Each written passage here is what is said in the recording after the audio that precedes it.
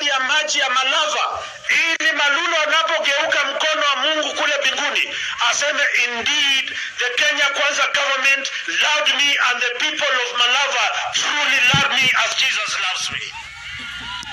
Mheshimiwa Faruk, hawa watu wa Malava, Mheshimiwa Malulu alikuwa ameweka sub county mbili, Malava East na Malava West, ili wanapochukua askari hawa watu wa Malava wapewe nafasi kama Wakenya wengine. Sasa wanaenda kuchukua watu wa KWS.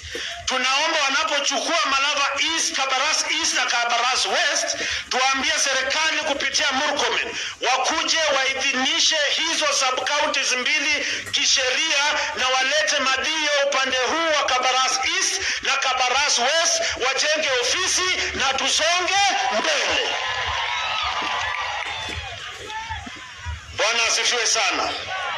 Mheshimiwa Faruk, tuliungana na watu wa Malava tukaleta Shamberere National Polytechnic.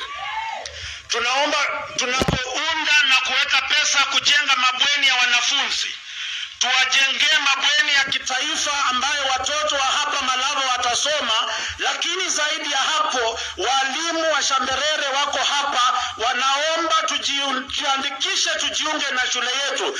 Isiwe kwamba watu wanatoka mbali kusoma hapa na sisi tunakula kwa macho tukisaga meno na watu wengine wananafaika. Na nikimalizia, Mheshimiwa Faruk, Mheshimiwa Beatrice Nyanga na huko hapa, kupitia wizara yako wewe ni mzawa wa hapa na wamama wanakupenda.